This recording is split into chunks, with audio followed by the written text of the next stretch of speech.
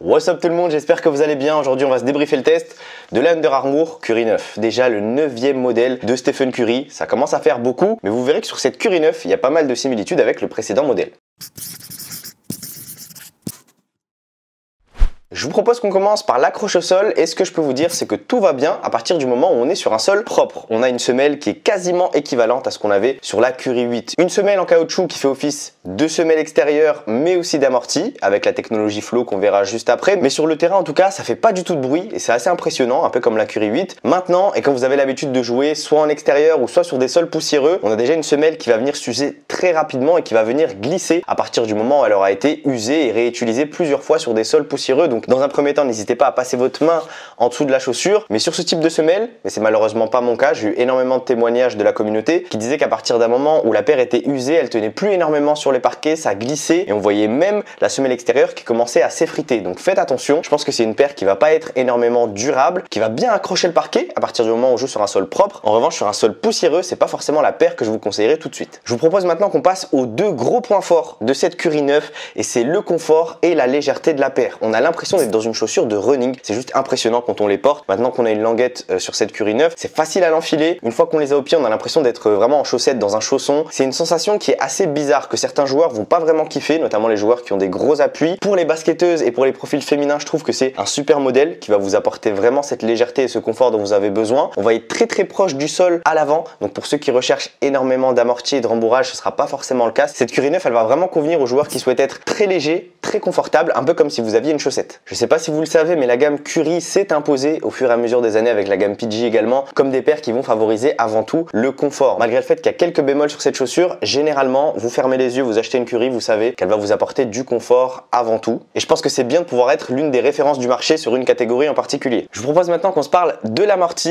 et on a exactement la même technologie encore une fois que la Curry 8. C'est la technologie Flow qui a déjà été utilisée sur certaines running chez Under Armour et qui va être apposée sur cette Curry 9. Ça avait bien marché sur la Curry 8. Je m'explique sur ce à quoi vous devez vous attendre en portant cette Curry 9, c'est d'avoir un amorti très rembourré à l'arrière avec pas mal de compression. On a une mousse qui est assez dense au niveau de l'arrière du pied et qui va être un peu plus haute qu'à l'avant. En revanche, à l'avant, on va être sur un amorti très minimaliste. Vous allez sentir énormément le sol, vos pieds sur le terrain. Donc pour les joueurs qui sont très costauds ou qui vont être assez lourds, c'est pas forcément la paire que je recommanderais. Vous aurez peut-être besoin d'un peu plus d'amorti à l'avant. En revanche, pour les meneurs de jeu, les joueurs très proches du sol, qui ont besoin d'être vifs, d'avoir des pas de chat très rapides, très agiles, je pense que c'est une super paire. Et d'ailleurs, j'embraye sur le maintien puisque regardez, la paire ne se plie pas facilement. On a vraiment des empiècements, que ce soit au niveau de l'empeigne ou au niveau de la semelle intermédiaire, qui vont venir sécuriser un maximum le pied. Je vous avoue que quand on les a sur le terrain, on se sent pas forcément en sécurité. Comme je disais, notamment pour des joueurs qui vont être assez lourds, c'est pas forcément la paire parfaite. Et d'autre part, de toute façon, je pense que vous le savez, Stephen Curry porte des chevillères avec cette chaussure. Je pense que c'est pour apporter du maintien en plus par rapport à cette paire qui est très légère. En tout cas, moi, dans mon utilisation sur le terrain, j'ai pas réellement senti de problème au niveau du maintien. Quand on les a au pied, ça fait un petit peu peur, mais quand on joue avec sur le terrain, ma cheville a pas du tout tourné, mon pied était en sécurité. Comme je le disais, dans tous les cas, on peut le voir, on a une largeur de semelle qui est intéressante à l'avant et à l'arrière qui vont vous procurer une super assise sur le terrain. Mais au niveau des premiers ressentis, et si vous avez testé qu'une fois cette paire en magasin, je pense que vous n'étiez pas rassuré, mais moi je vais pas forcément mettre de bémol au niveau du maintien de cette Curry 9, elle est tout à fait normale. Pour appuyer mes arguments, je vous propose de regarder l'empeigne de cette Curry 9 et vous pouvez voir qu'on a un empiècement qui est plutôt solide, qui va venir faire des petites croix sur l'intégralité de la chaussure, qui va être doublé avec des coutures. On a des petits câbles un peu à la façon Flytrap qui vont venir être apposés au niveau du médio-pied. Tout est fait finalement pour pouvoir apporter un très bon rapport entre la légèreté et le maintien de la chaussure et moi je trouve que c'est plutôt réussi. Quand on se parle de maintien, on aborde toujours le support au niveau du talon et on a un support qui va être assez léger sur cette Curry 9, donc pour les joueurs qui sortent du tendon d'Achille, qui sortent d'une entorse à la cheville, etc.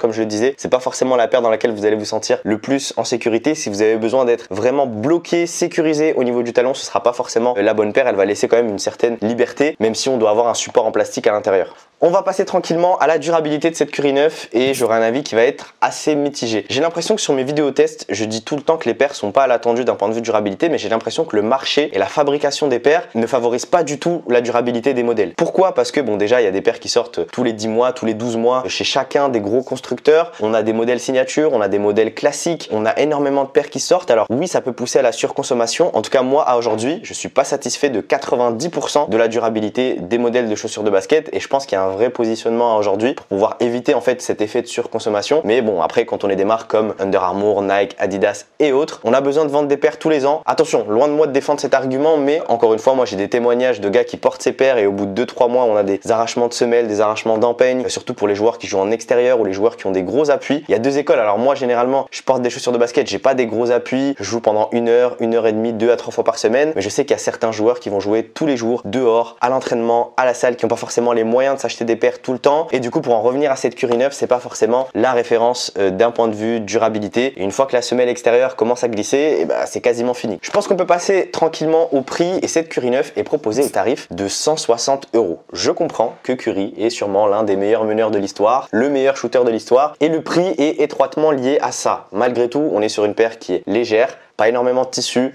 un amorti quand même avec une technologie assez spécifique. 160 €, c'est à peu près dans le deuxième rideau des chaussures de basket au global. On a LeBron et les grosses paires très chères aux alentours des 200. La deuxième gamme avec KD et Curry, bientôt Harden entre 140 et 160 €. Et ensuite on a toutes les paires en dessous de 130 €, 120, 110 et 100. Les paires un peu low cost ou des nouveaux joueurs qui viennent de sortir leur première signature shoes. Donc comme je disais, Curry fait partie de ce deuxième chapeau. C'est un joueur exceptionnel maintenant. Mais pour une chaussure de basket qui est aussi légère, je vois pas énormément de storytelling malgré le fait qu'il y ait quelques collabs. Bah, je trouve que c'est quand même un petit peu cher. Donc bon, après c'est la vie, c'est comme ça, mais je trouve qu'il y a un gros point à améliorer. Si tu proposes une paire à 160 €, il faut qu'elle soit quand même au niveau, il faut qu'elle soit durable, qu'elle tienne en extérieur, qu'elle ait quand même un truc qui fasse que on accepte de mettre ces 160 € pour ça. Après c'est mon avis, c'est assez personnel, mais je pense que c'est aussi la classe, le statut, la grâce de Stephen Curry qui font que sa paire est aujourd'hui vendue à 160 €. Donc voilà les gars, je pense qu'on est pas mal. Ce qu'il faut que vous reteniez sur ce test, c'est que cette Curry 9, elle est faite pour les joueurs qui sont légers, qui ont besoin d'être très proches du sol et qui souhaitent être le plus confortable possible sur leur paire. Les joueurs qui recherchent du maintien, un gros amorti à l'avant, etc. Passer sur une autre paire. Les joueurs encore une fois ou joueuses, je pense que c'est une paire qui va convenir très bien pour les profils féminins. N'hésitez surtout pas à choisir ce modèle, vous ne serez pas déçus. Confort, légèreté, proche du sol, amorti à l'arrière, bonne compression, tout y est. Ça couine pas sur le terrain également. Donc pour ceux qui souhaitent copier le modèle, je vous mettrai un lien juste en dessous dans la description. Merci à tous d'avoir suivi cette vidéo. Gros shout out à ceux qui sont arrivés jusqu'à la fin. Et on se dit à très vite pour un nouveau test. Prenez soin de vous. Bang.